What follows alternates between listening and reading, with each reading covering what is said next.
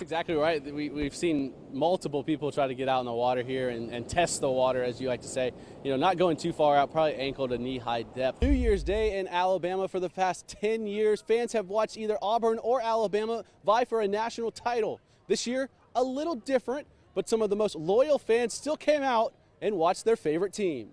For the first time in 4 years, the battle for the belt was not won by the road team, as the Jags were defeated by the Troy Trojans tonight 37-13 here in Troy, Alabama. A monumental game, as Coach Cottrell put it. The Leopards just fall on the wrong end of it in the Class 3A state title game. Tomorrow, there's two more teams from the Mobile-Baldwin County area, as UMS Wright and Spanish Fort both will play in their respective state title games. All right, guys, we're out here at Jag Day, and as you can see, fans are pretty excited, but I think it's the players that might be more excited. Well, on days where the Jags aren't under the covered facility, they use another form of protection against this heat.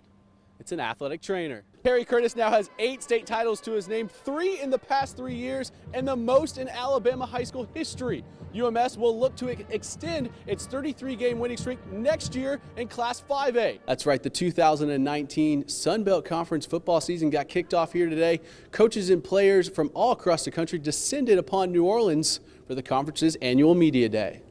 Put away the golf clubs and grab a soccer ball, because in this sport, all you need is a good kick.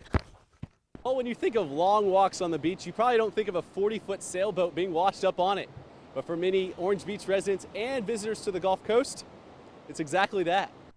Well, there's a new game. Better yet, there's more games in town that are driving new business to the Gulf Coast. In the head-to-head between the two conferences of the Sun Belt and the MAC, the Sun Belt leads 6-4, having won 6 of the last 7 and 4 straight in the series. They're looking to do that tonight. Let's get to those highlights. We're here at the 2018 Sun Belt Media Day, and as you can see, some pretty nice hardware behind me, but it was Troy University's head coach Neil Brown that had something much smaller that meant much more to one local family. School year just right around the corner. Teachers and students will be hitting the hallways at schools all over Baldwin County, but athletes, they've been hitting the field for the past few weeks now. A lot of unique things that brought the Junior College Men's National Golf Championships here to Foley, Alabama.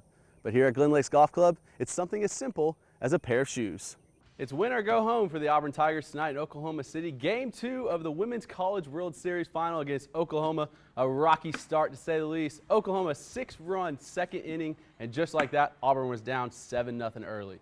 What will Auburn do? With backs against the wall, battle back. Whitney Jordan smashes a 3-run bomb to left. One of college football's most talked about figures visiting Alabama today. Michigan coach Jim Harbaugh making a stop at the South Alabama camp in Mobile.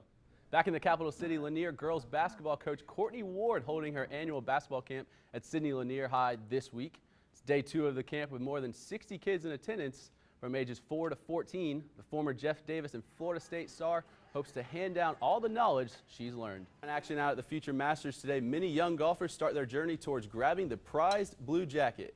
11 and 12 and 13 and 14-year-olds kicked the competition off on Father's Day. Reed Swigert, in his first Future Masters, has his dad right by his side, cheering him on the whole way. The two have found a love for golf over the last few years. Final round at the 116th U.S. Open, drama at Oakmont, a historic finish, one of the toughest courses on the PGA Tour. Let's start off with the drama on hole 5. This was a par putt for Dustin Johnson. Seems as though he may have tapped the ball before he addresses it. The USGA then decides they are going to wait until the round is complete to tell him if he will be penalized or not. Ultimately, he was penalized for that stroke. We go to hole 8 now. Your outright leader at the time, Shane Lowry, with the chip shot, almost birdies the hole, but this one lips out. Lowry finishes at 1 under. World number 1, Jason Day, 2 over through 12 holes. He's got a little chip shot here, rolls up to the hole, and guess what? It falls. Fever Country football recruiting news now. Within the last hour, Brantley quarterback Jacob Free tweeting he's a Commodore. The rising senior QB thanked all the schools that recruited him and said he wants to further his education and football career at Vanderbilt University. Free passed for over 2,700 yards and 35 touchdowns last season. And it's a tradition at Carver High School, going on 12-plus year Summer Slam. Brings in schools from all over the river region today. Wolverine coach James Jackson says it's all about letting the kids back on the court and to get better. The defending state champion UMS Wright taking the field, riding a 32-game winning streak. After an early Jacksonville score, UMS answers with a sweet play with Richard Brinson, who takes it in the end zone to tie things up 7-7. Late in the second quarter, Terry Curtis calls the trick play. Trey Singleton hits the jump pass to James Lawrence, puts the Bulldogs up 14-7 at half. The Bulldog defense steps up as well. Will Breland with a big stop in the backfield. Then it's Benjamin Price who gets in on the action. Another tackle for the loss. The Bulldog defense swarming. Late in the fourth now, MVP Simon Smith puts the game away. 20-yard touchdown run to make it 28-10, and it's time to celebrate. Battle for the belt traveled to Troy, Alabama for a midweek tilt. After a Troy field goal early, the Jags march down the field. Sweet play here to Kawan Baker as he gets the ball all the way down to the 1-yard line. The Troy defense stood tall, though, as Cephas Johnson gets stopped in the backfield by a host of Trojans. The Jags would settle for a short field goal to tie it up 3-3 early on. The Trojans would drive down the field and end the drive with a touchdown pass.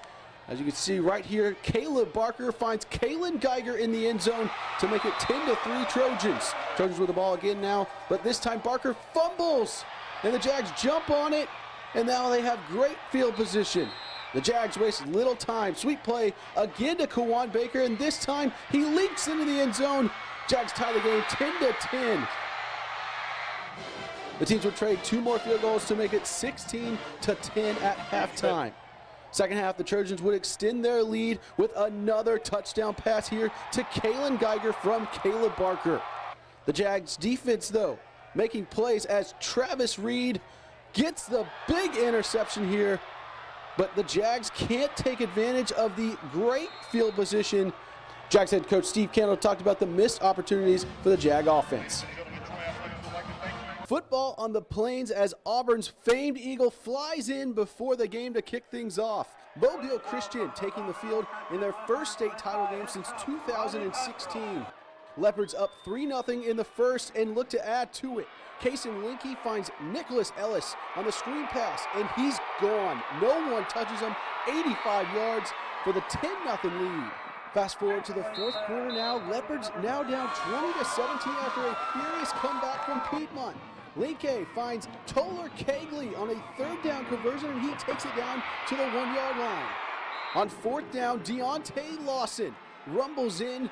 Leopards lead 24-20 with just under 4 minutes to go in the fourth. Big play, fourth down, Piedmont's Elijah Johnson rumbles for a first down to keep the drive alive. 2 plays later, 35 seconds to go, freshman quarterback Aaron Hayes finds Jakari Foster behind the defense for the go-ahead touchdown, 26-24 after a failed 2-point conversion. Leopards' final chance now, Linke chased out of the pocket, throws it up, and it's picked off by Jackson Hayes on defense. The Leopards come up just short in the state title game. On days where the Jags aren't under the covered facility, they use another form of protection against this heat. It's an athletic trainer. A lot of times up here we have anywhere from 8 to 9 athletic trainers just at football practice. Chad Stefano and his team of South Alabama athletic trainers are the first line of defense when it comes to protecting players in the hot mobile heat. More than a dozen medical personnel ranging from athletic trainers to EMS responders cover the field as the Jaguar football team practices in its fall camp. Stefano credits the communication with the coaching staff as being one of the best ways to keep players safe.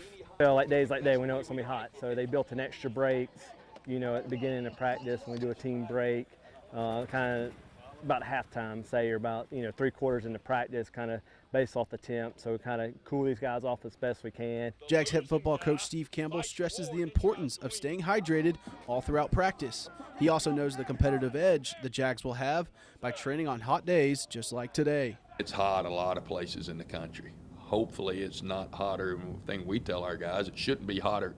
Should be hotter anywhere else. It may be hotter in Arizona, but they have no humidity. We're going to be outside, so we need to practice outside anytime that we get the chance. Stefano stresses the importance of hydration, but it goes further than that for this medical team. I also want them drinking the water to Powerade throughout practice. We have, you know, the ice towels kind of for break and throughout practice time. You know, it's not just about the fluid intake as well. We got to get some carbs to kind of go through practice. And as for the Jag football players, the humid August heat is another test to make them better on the football field. We playing in 108 degrees. We know that's going to be the hottest we ever played in, so we try to make practice harder than the game is going to be.